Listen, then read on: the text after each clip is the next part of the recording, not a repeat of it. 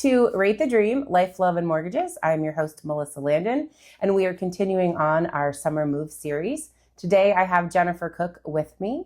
She is a fantastic realtor, and she owns a staging company from Phoenix Stage and Design. Did I get it? Staging and Design. Staging and Design. I messed that up the whole time. I'm so sorry. But she's here to talk about staging and the importance and the value it brings. Tons. Yeah. Okay. So fill me in. Tell me a little about yourself.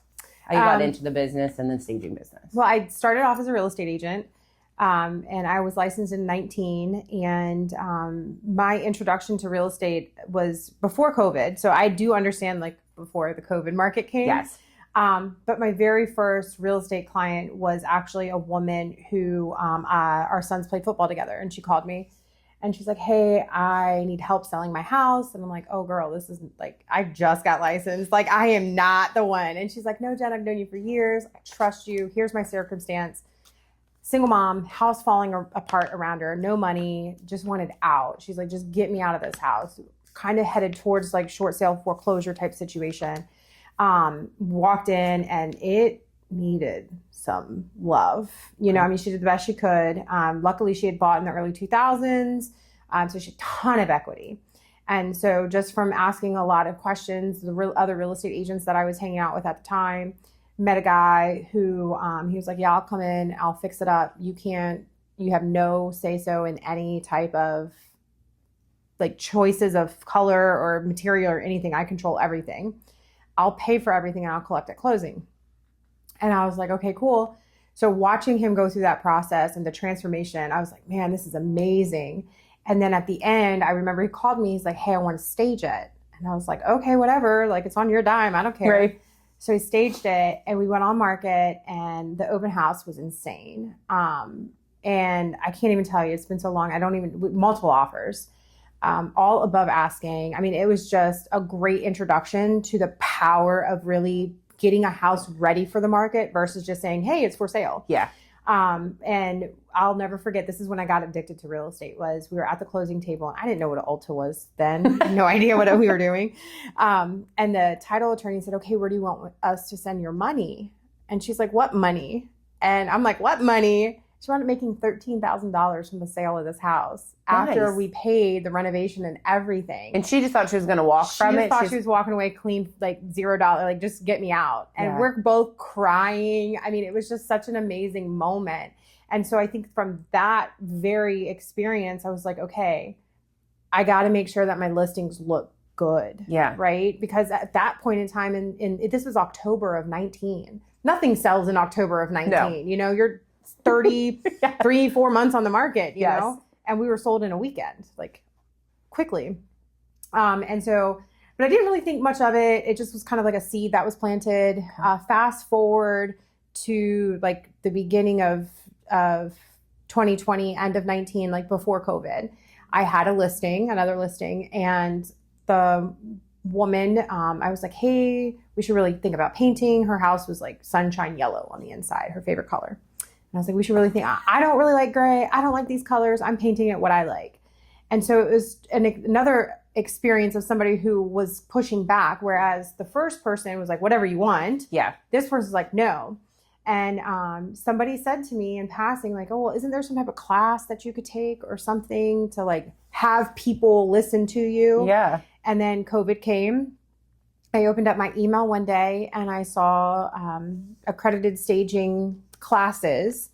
And I was like, why not? You know, it's COVID and I've got time on my hands. Yeah. So I took the classes and got my accreditation in staging, learned a bunch. And I mean, I grew up watching HGTV, literally addicted to that. My mom told me years later that she suffered through all of those episodes and I thought she was enjoying them. Right. So just you were enjoying them. It was totally just me. So I feel like, and my dad built houses growing up. So I've always kind of been pulled towards renovations and making things look beautiful. My dad taught me, like, just because it's old doesn't mean it's not good. And so all of those experiences kind of rolled together once I became my accredited staging. And I started marketing just for my own listings of like, hey, come list with me. I've got a garage full of stuff. I can make your house look like HGTV. And through the power of Facebook, I got tagged in a request of another agent. He called me up and he's like, hey, I need a stager. I'm like, dude, I've never, like, I'm an agent. You've been only right? been doing your own. Yeah, I'm like, I'm an agent, full disclosure. And he's like, I'm desperate. And I worked for him. I knocked it out of the park. He used me a few times and then started referring me other agents. And then from there, that was late 2020 when I met him. By May of 21, I found myself driving around Northern Virginia in my Grand Cherokee and my contractor's open trailer and my ex-husband's ratchet straps, like picking up furniture to try to stage these houses because I guess agents, you know, I am a staging company, but I think that our staging company is very different because I am also a licensed agent. I understand what the other licensed agents are going through. And so that reputation spread very quickly. And so it was more of like, I'm still trying to catch up to the demand. You know, it's been a snowball ever since. And so that's kind of how it all happened. And, you know, it's more than just staging. It's really about looking at that property through everything. Like we look at the outside, we look at the landscaping. I'm looking at like, hey, this caulking needs to be replaced. You know, this light fixture should be updated. It's not just, oh, let's put the couch here. Yeah. It's much, much more. And that's why I decided when I branded Phoenix Staging and Design to do the and design part, because I didn't want to just be stuck in a box of staging. It's so much more. And we've helped many real estate agents with their listings come in and consult with what paint colors, what light fixtures to choose. I've blown out kitchens. I've done bathrooms. I mean, the last 5 years has just been amazing to like really be able to have the impact on the resale market. Okay, so on top of doing your own listings and then people were calling you, when did you create the Phoenix Staging and Design, like actual company? How many had you staged before you decided you're like, okay, I'm going to have to create an entity for this? I started my real estate business in May of 19. And when I got my accreditation of staging, I wanted to be able to separate it. I know enough about business to not commingle stuff. Yeah. And so I actually created the entity immediately in June of 2020. Okay.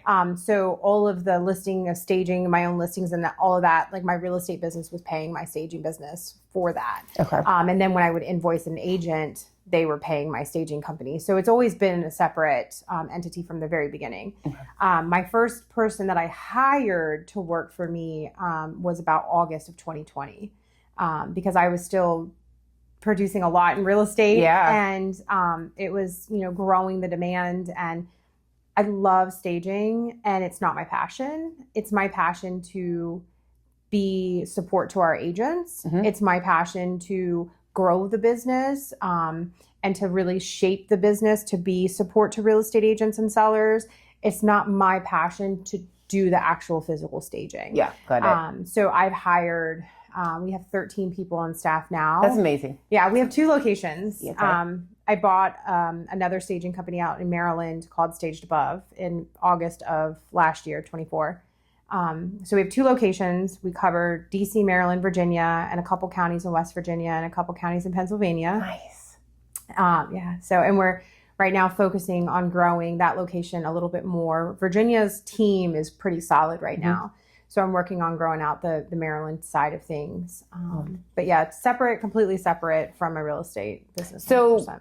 So other than obviously realtors call you when they go to someone's house, because that's a thing put your realtor brain on a little bit too, right? Yeah. When you walk into someone's house, and because this is part of my summer moving series, right? We're decluttering, we're depersonalizing it. Some houses people have already moved, but that's different. But that's part of the staging for you. So when people are deciding, okay, we're going to move, whether we're staying local or going out, when you come in, do you have people just reach out to you as well as like, hey, can you come help me stage my house? I'm not moving. Or is it just when people are moving? And do you suggest this is like a 4-part question? Yeah, no, I hope I can remember all of them. I'll go back. Or so it's kind of like when should they reach out to you, or does it typically the listing agent reaches out to you and says, hey, I got a house going on the market, we're decluttering, we need a stager, we need help. Like at what point, or do you do all of that? I do all of that. Okay. In short, so I always tell our agents, get us in there. Like we have certain agents that are our VIP agents that have been with us for like the beginning. And we do have like a rewards program in a sense. Okay. But our VIP agents, no, you get that listing sign, you call us. Yeah. right? Like immediately, like same day. On the way here, I had an agent say, I just walked out of the listing agreement or listing appointment. Can you come tomorrow morning, right? So call us as soon as possible, because also what I have learned from experience is some agents, some sellers might not be focusing on investing the money in the right areas. Got it. I've actually had like arguments before with sellers of like, I want to do this. I'm like, no, buyers are not going to care, right? Yeah.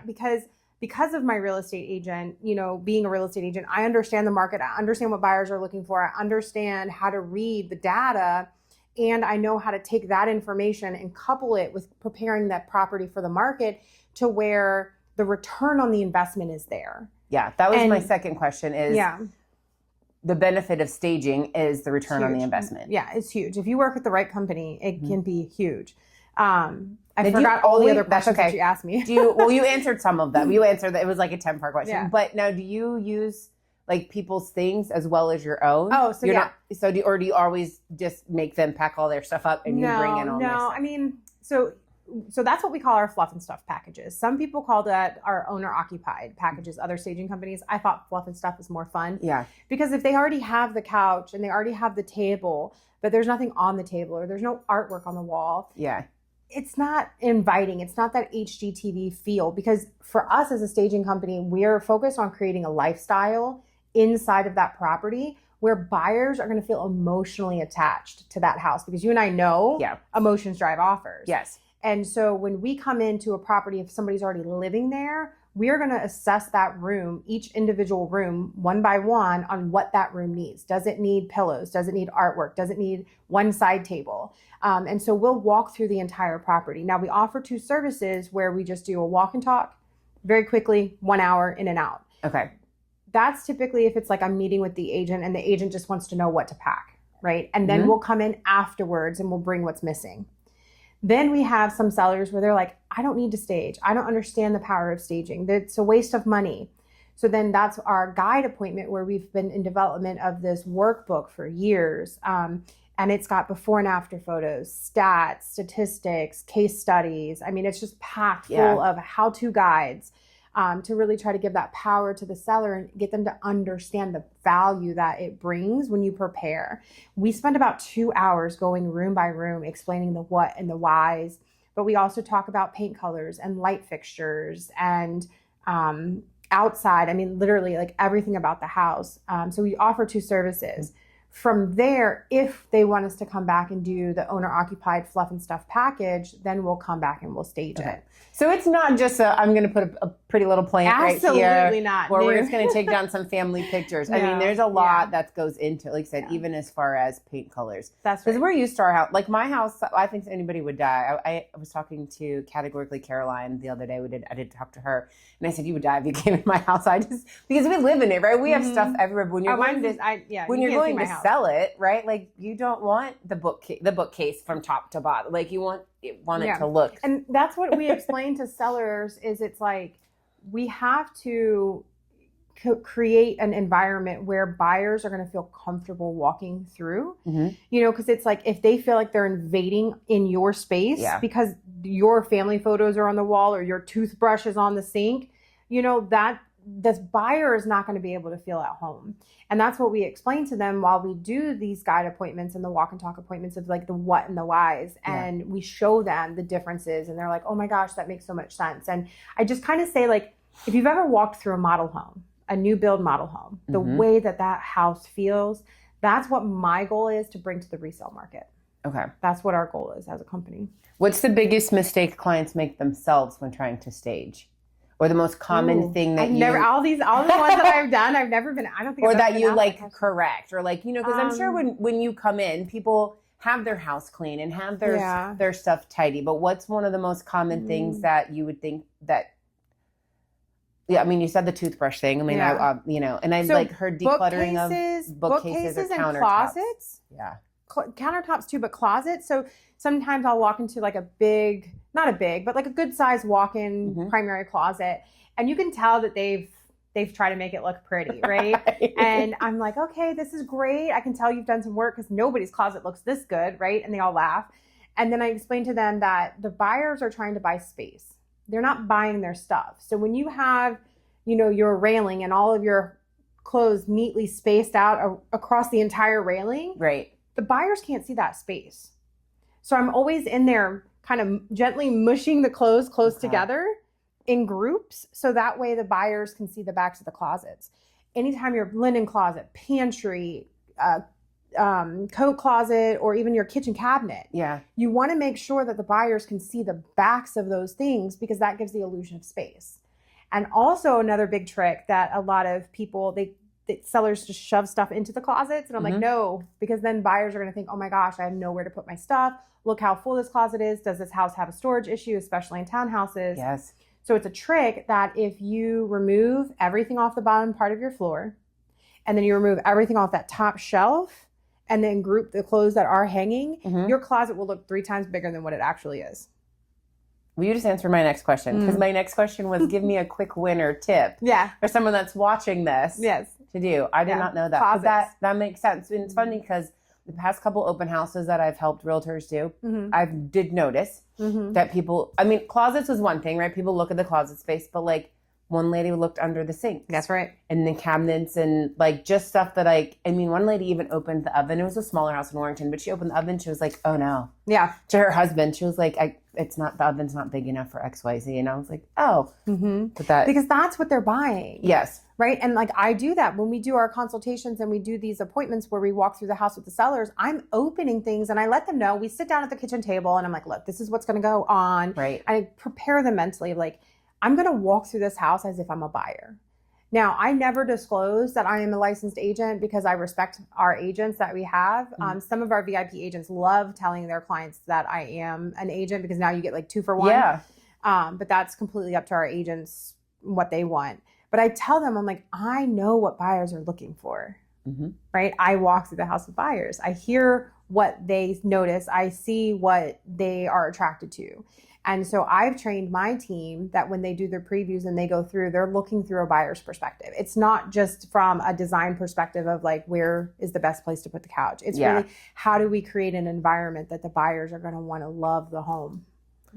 That makes sense. Yeah. Well, and I think it helps too, having the staging business and being a realtor, because you said you've been on the buyer side. You see what the buyers are looking for or asking. So it helps when you're on the other side to help staging. What is the biggest room, or what's the most popular room, or what's the room that you stage? Like the money room? That's what we call it. Yeah, the money room. I guess it kind of depends on the setup of the house. It does. But is it, it's funny that you said landscaping and outside, because obviously that's part of staging, right? So you want to make sure the out in the front looks good and all that. But is there, as you call it, the money room? What is that? Or does it depend on the house? So I think it definitely depends on the house.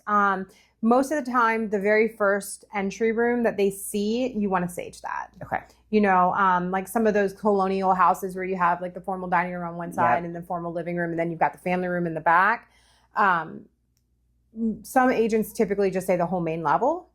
But some might say, well, let's skip the family room because they've already hit the formal dining room and they've already hit the formal living room. Okay. Then we'll just do the kitchen counters, leave the family room vacant, empty, and then do the primary bedroom a lot. So we have a package called Heart of the Homes. Okay. And that's kind of what it is the heart of that home is going to be your formal living room, or one living room, dining room, kitchen counters, 2 bathrooms, primary bedroom. And that's what a lot of our agents move forward with. But we do have some that understand that it's an experience walking throughout the house. So if you have a 3-level house, you want to put something in the basement. Yeah. Right? You don't want them to be kind of like afterthought in the basement. So in basement areas, we do a lot of kids zones where we have like a tent, or we've had our own kids color artwork and we'll stage it on a little table like this. That's fun. Yeah, I love that. My Reston listing, the agent sent me a picture of the buyer's son holding the teddy bear that we put in the basement of my listing. And she said they came around the corner and he just beelined it, grabbed the teddy bear. The wife looked at her and said, well, I guess this is our house. And they bought the house. That's I hear stories like that all the time. And that's why when we're really staging a property, we want to create these little emotional moments we'll do the Scrabble game if we do a game room, and it'll buy this house, and we'll spell it out on there. Or if we have a really large primary bedroom, we'll stage like a sitting area maybe and put like a book with some glasses, reading glasses on it, or maybe some champagne bottles or something. So we really do take the time. A lot of staging companies have actually gotten away from doing that. It's more of a minimalistic feel for staging companies. And I think in like higher end luxury markets, that's a great look. But in the resale market where we predominantly work, those little emotional moments really sell the houses that we stage. And I'm a big visual person too, right? So like some of the houses when you go and you see like they're vacant or they're vacant, because you do see that too, right? People leave. I mean, it's not that common anymore, but like I have a hard time visualizing when there's lots of stuff in it, because staging wasn't a thing when we bought our house in 2019. Now we did buy new construction, but when we looked at lots, like, and people's personal stuff was still up, and you had a hard time visualizing your own stuff because you were looking at all of their stuff. That's right. Right? And like, oh, that's a pretty picture. Look how cute their kids are in these pictures. You got it. You nailed it. Because I tell sellers that all the time. I'm like, look, we don't want them focusing on your multicolored whatever comforter. We want them looking at the house. We want them to remember the house, not your stuff. That's right. They're not buying that. Yeah. Like how big the playroom is, or we can turn this into a playroom, or the sitting room in the large master bedroom. Because some of the houses we looked at, because again, we were also in 2019 pre-COVID, they were vacant. And I am a very visual learner. So I'm like, where would we put all of our stuff? Like, so for me, it's definitely helpful. And everything seems smaller when it's vacant. Yes. And you'd think it wouldn't. You would think that it wouldn't, but it does. It really does. It does. And I mean, even we have done some stages in the past where, budgets were really tight. And this is in the beginning, not so much anymore, but it's just like, okay, agent, let me just do a console table and a piece of artwork in the room. We don't have to put a bed. We don't have to do the whole thing, but let me just put something there. Yeah. So the buyer can say, okay, a bed can fit right there. Because I'm telling you, I hear it all the time. Like when I'm showing houses, I'm running around, almost laying on the floor to show, no, your queen bed can fit in this room. I'm like, I'm going to need a video of that next time you laying on the floor. Like, I have done it. 2 people can lay here. I have done it. So, I mean, so I know that staging works because I've had to be on the buyer side explaining as I'm showing a house what it could look like. Yeah. So that's it's part, and it's part of. And like the whole point of like when you get pre-qualified up front, right? Before you even begin the process, same thing. You bring in a realtor, you bring in a stager, you bring someone in to help you. Because it's hard. Like, I mean, I like my house with all my clutter everywhere, right? I live in here every day. It's like nose blind. Yes. In a sense. You don't realize coming in being like, look, we love all your, kids' artwork all over your office. That's what mine is. Like the artwork everywhere. But people don't want to see that. They want to visualize their own stuff. Yeah, that's right. I mean, we have our consultation appointments. We can do easily 5-6 of those a week, because they're shorter, easier appointments. And a lot of our agents will do the guide appointment, because it has the workbook, it has the how-to. And so those appointments, sometimes we don't ever get called back out there because we've given the seller so much of the goodies, of the knowledge, that they can do it themselves. And it comes with unlimited follow-ups till they settle. So they can take a picture and say, okay, Jen, I moved it around, and I'll draw like diagrams in the book. So when they go to move it, they'll know where to put the furniture. And then I'll tell them, stand in the corner, take a picture, or text it to me. And they're like, yep, you're good to go. And so they get that continued support all the way until closing. And so we're able to touch more houses and make a bigger impact on the market versus if we were trying to stage every single house. Yeah. And doing it that way. So that's really kind of my thing, is trying to give the sellers more power to do it themselves. And what's advice you give the sellers or to the listing agent, if it's not yours that you're staging, to keep the house neat and clean and looking like this, right? Like, I got a good line for it. Okay. I'm like, we're not going to catfish any buyers today. Right. And they laugh because they realize, oh my gosh, that's true. Because buyers today are shopping online, period. True. And that's why I'm against virtual staging. There are some staging companies out there that will do virtual staging. Lately. Yeah. But for me, it's like if they fall in love, oh my gosh, honey, look how pretty this house is. Because the artwork's really pretty. And they've got lamps that are really pretty. And then that buyer walks into the house and it's a room with white walls. Yes. It immediately is going to give that buyer like, oh, feeling. That's not going to drive offers, and not good ones at least. Yeah. And so it's like, I always tell the buyer, I'm like, or excuse me, I tell the sellers, I say, you know, once we prepare your house, if you're living in it, now, if you're not living in it, different story. Yeah. If you're living in this, take a picture, or hopefully the photos are going to be done shortly after. And you need to list your house and look at this photo before photos and showing, or before showings, and make it look like that, because we don't want the buyers to feel like we've been catfished. Yeah. Because that's not going to result in a good result. Yeah. Well, and that's why the AI staging is, for me, like, and you can kind of tell. I mean, you can tell. There's been a few. It's like when you asked me When a I'm question the other zooming day in. and I like said it real quick in my phone, and then you were like, dude, did you just chat GPT me? And I was like, I'm driving. Like, this was my best option. But that's what it reminds me of. Like, you can tell on the pictures when you're like, wait a minute, that couch looks like it was shrunken to fit in that space. Then the people walk in and you're like, there's a few good ones out there that I've like zoomed in. I'm like, is that virtual? And the only way you would know is by going in. Mm-hmm. Okay. So not two part. So we've done if you're selling and listing. Now, when you move and you're moving into a house and say you're terrible and you're an interior designer, what could they call you? Yeah, they could. And say, hey, now I've moved. Can you please help me? We've gotten a few clients like that we did their house for the one that they were selling, and they loved what we did so much that once they moved into their new home. So that's kind of like what I call staging to live. Okay. Is kind of what I would like to brand it as, because it's like, if you want me to come in and blow out a wall, I can, right? But I can also transform a room for a few $1,000s when it comes to just placement of furniture. I mean, we hear it so much when we get done.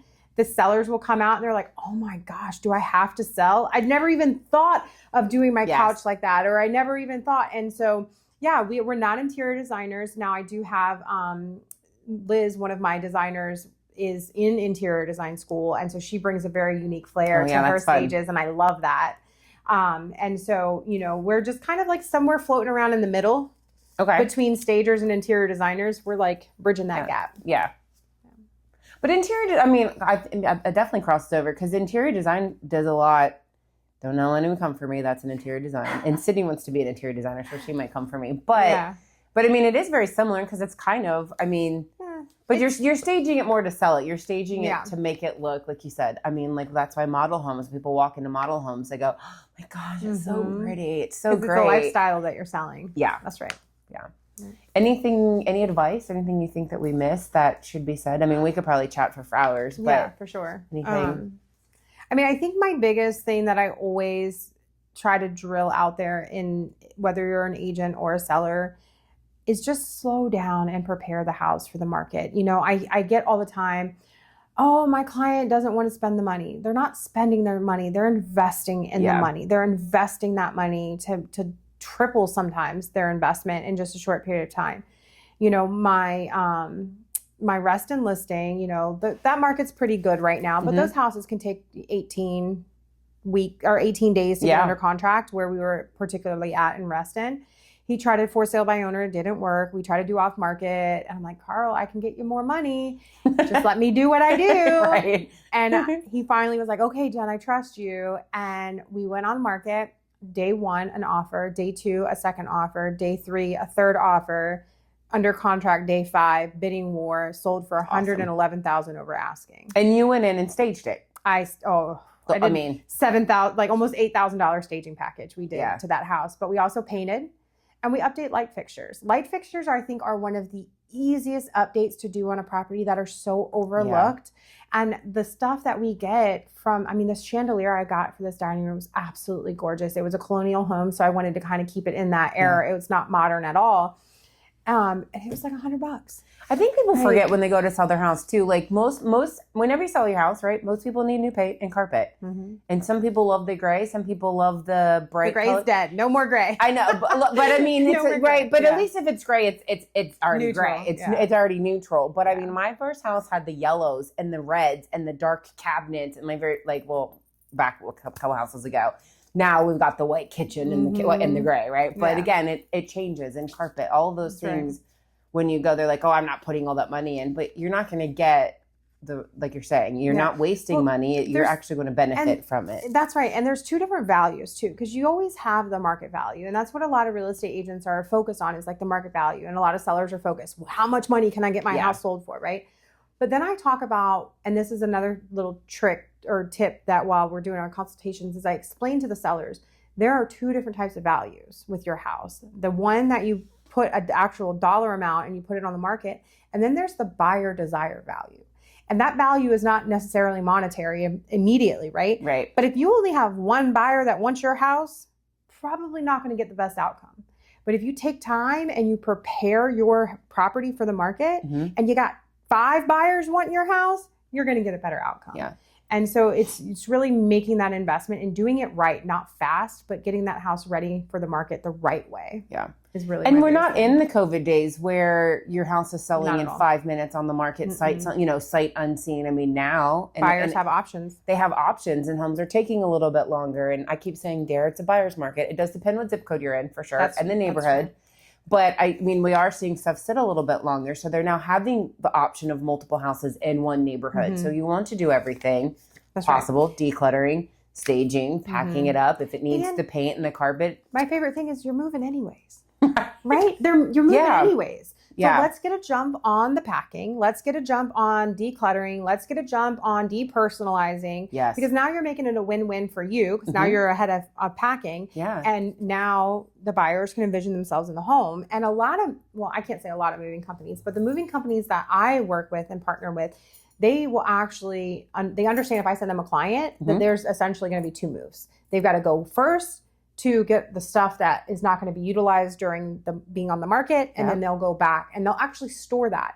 So the moving companies that I work with it's not like you don't have to deal with the storage unit, right? Yeah. You don't have to deal with the U-Haul rentals. They'll come and do all of that for you, hold it, and then when you're ready to move to your next location, they'll take it to that house. Which is funny because I interviewed Tony Wilson, and he pretty much he was like, that's the thing now. And he was like, before you were just doing once, right? You were coming, you were telling everyone, then you came back when you packed it. He was like, but the importance if you work with a good realtor and it's like everyone is having you do all that. And he was like, we're decluttering. He said, then we're packing all the things. Yep. And he said, so we're coming out and putting a pod in the dry, loading it all up, keeping it for you, Yep. moving it to the next when we come back and get the rest of your stuff. And I was like, oh, no kidding. Yeah. So I did learn I mean, Yeah, it's very, very important to have, Yeah. a good moving company that's going to do that for Yes. you and work with you, because it's like you take that time, you put it in storage, the house looks bigger. Everybody is buying space. You got to make your house look bigger. You just have to. Yeah. And when you clear it out, you're really making that a win-win, and it's just going to sell faster. Yeah. Because I mean, every I house have will seen sell. Yeah. And I have seen the people pack it up and shove it all in the storage room, like you're saying. Then their storage room is packed from top to ceiling, and then Or the garage. or the garage, right? And then it makes it look like, oh shoot, like if you're me and you have 47 Christmas boxes, you're like, where am I going to put all that? That's so right. it'd be a no-go for me because I can't see I where I can't can put see my the stuff. wall, right? I Yep. can't see where I can put my stuff. Yep. Very. It's good more info. psychological, like especially like when I'm talking about bookcases. We turn books, if it's an owner occupied fluff and stuff, we'll turn books to the page side and take the name, I can't think of the word, what's the edge of the binding of the book, put that towards the back, because that's got different words, different colors, different patterns. And that's what I try to explain is there's psychology behind staging. It's literally not about where do I put the couch? Because when that buyer walks in that room, that buyer has to process all the colors, all the patterns, all the items, all of that. We don't want them to process. And that's where really good staging companies understand that there's actually psychology behind getting a house ready for the market. And when they do a house, whether it's owner occupied or vacant, they're picking a color palette, and they stick with that color palette throughout the entire house. And it's typically a very calm color palette with pops of color, because it's easier for a buyer to subconsciously process that very quickly and focus on the house. And so that's why depersonalizing is so important, is it's more of a psychology effect versus don't put so much stuff there. No, it's like we have to do that for the buyers to be able to enjoy that tour. I love it. Well, I appreciate all your info and all your intel. If you would look over here. I hate this part of these things. I know. And just Like, I just want to pretend like they're not there. just give all the follow-up and how people can reach you. Yep. So I am Jennifer Cook. I am also a licensed real estate agent with KW United in Falls Church, and I own Phoenix Staging and Design that services DC and Northern Virginia. It's actually a pretty good part of Virginia. We go down to like Spotsylvania. We've gone out to Warrington, so a little bit more than Northern Virginia. And then we also have our Maryland location staged above that services Maryland, and then Pennsylvania and West Virginia. So yeah, is that all I'm supposed to say? Yeah, that's it. Good. Thanks, Well, everyone. awesome. Well, thanks for joining us. You're welcome. I will give all the information so people can reach out to you Okay. if they have any additional questions. And I will see you next time.